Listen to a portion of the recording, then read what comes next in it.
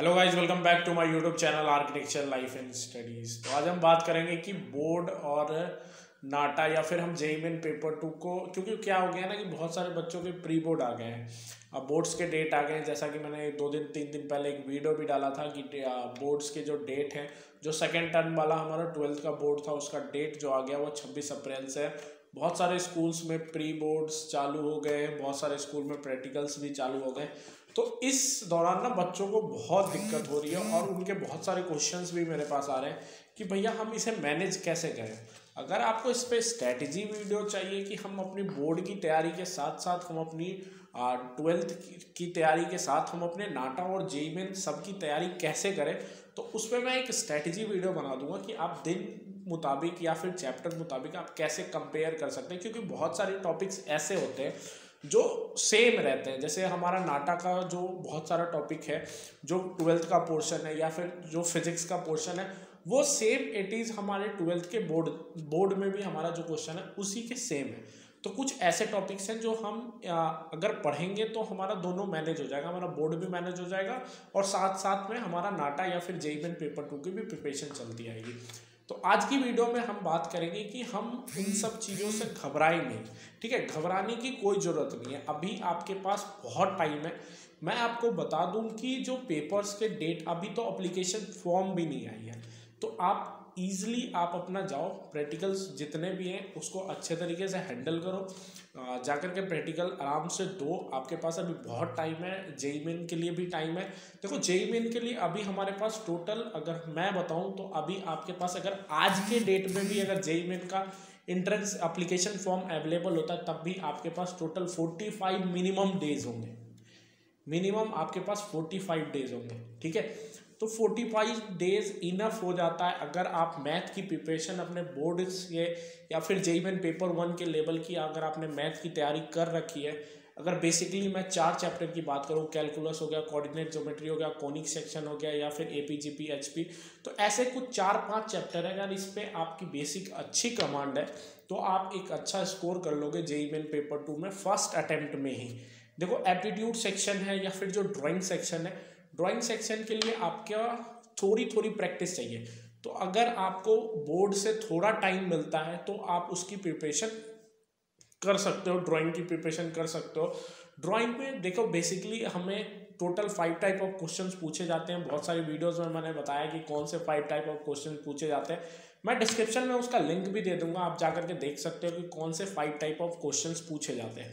अब हम उस 5 टाइप ऑफ क्वेश्चंस की प्रिपरेशन अगर हम इस प्री बोर्ड या फिर प्रैक्टिकल जो हमारा चल रहा है इसके दौरान अगर हम अपनी ड्राइंग की प्रिपरेशन करते जाएंगे तो फिर हम जेईई मेन का जो अगर एप्लीकेशन फॉर्म अवेलेबल होता है तो उस 45 डेज में हम अपना थोड़ा बहुत मैथ का भी प्रैक्टिस अच्छे तरीके से कर सकते हैं, एक प्रॉपर स्ट्रैटेजी से।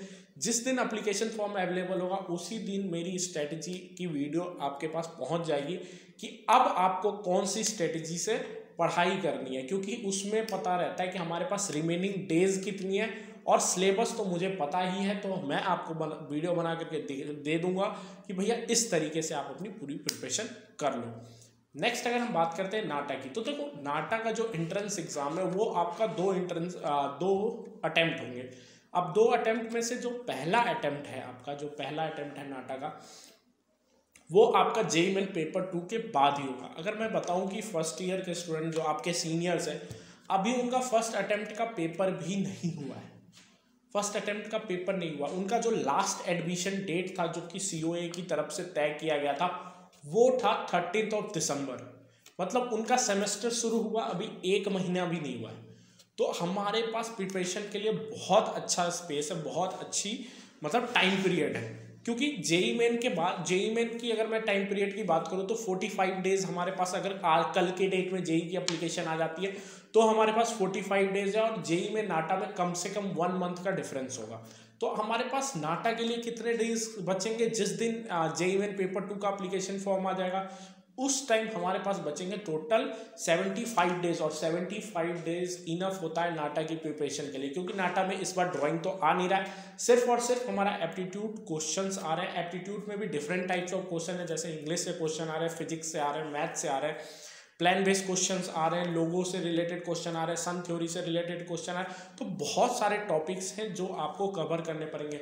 इसके लिए मैं बता दूं कि आपको मैं अपनी वेबसाइट भी दिखा देता, लेकिन ड्यू टू सम रीज़न हमारा वेबसाइट अभी अंडर कंस्ट्रक्शन है, और जो कि मे बी 1 वीक या 2 वीक अभी अंडर मेंटेनेंस रह सकता है, जिससे आपको वहाँ पे सिलेबस नहीं मिलेगा।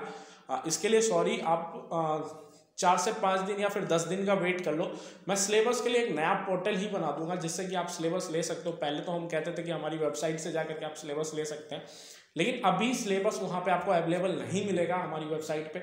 लेकिन मैं कोशिश कर रहा हूँ, मैं खुद उस पर वर्क कर रहा हूँ, मैं जल्दी से जल्दी उसे कंप्लीट कर दूंगा, सारे लेसन्स को उसमें डाल दूंगा, जिससे कि आप उसकी बेसिक प्रिपरेशन हमारी वेबसाइट से ही कर लें, कहीं और जाने की जरूरत नहीं पड़े। आप हमारी वेबसाइट पे ही पूरा उसका एक शॉर्ट प्रिपरेशन कर सकते हो, ठीक है। बेसिकली अगर हम बात करें तो वो 75 डेज में भी हमारे पास सिर्फ और सिर्फ 60 डेज ही रहेगा नाटा के टाइम में। 15 डेज हम रिवीजन क्लासेस वगैरह का मान सकते हैं, रिवीजन करने का टाइम पीरियड हम मान सकते हैं। तो आप डरो मत, जो भी बोर्ड, देखो दिमाग को परेशान करने से कोई फ़ायदा नहीं है। अभी आपके सामने आपका सीबीएसई का बोर्ड और प्रैक्टिकल जो भी वर्क है, क्योंकि मैं आपको बता दूं कि नाटा में आपका ना 12th का मार्क्स भी ऐड होने वाला है। अगर वहाँ से मार्क्स कटता है ना, तो आपको कॉलेज में भी दिक्कत आएगी, आपको कॉलेज भी नहीं अच्छे से मिल पाएगा। अगर 12th के मार्क्स लूज होते हैं तो वो ऐड होते हैं हमारे नाटा के स्कोर से, तभी हमको काउंसलिंग में कोई अच्छा कॉलेज मिलता है। क्योंकि मैं आपको बता दूं, उस 11 कॉलेज को अगर हम साइड करते हैं, जेईई मेन वाले 11 कॉलेज को साइड करते हैं, तो हमारे पास सिर्फ और सिर्फ नाटा ही की बचता है, और नाटा से ही हमें सारे गवर्नमेंट कॉलेजेस मिलते हैं। अब उन सारे गवर्नमेंट कॉलेजेस के लिए हमें क्या करना है, हमें प्रिपरेशन, हमें अपना 12th का भी ध्यान रखना है। इसीलिए मैं कह रहा हूँ कि आप अभी, आपके सामने 12th है, आप उस पर फोकस करो, आप अपना अच्छे से प्रैक्टिकल ख़त्म करो सब सारे। देन फिर प्री बोर्ड है तो प्री बोर्ड क्लियर करो।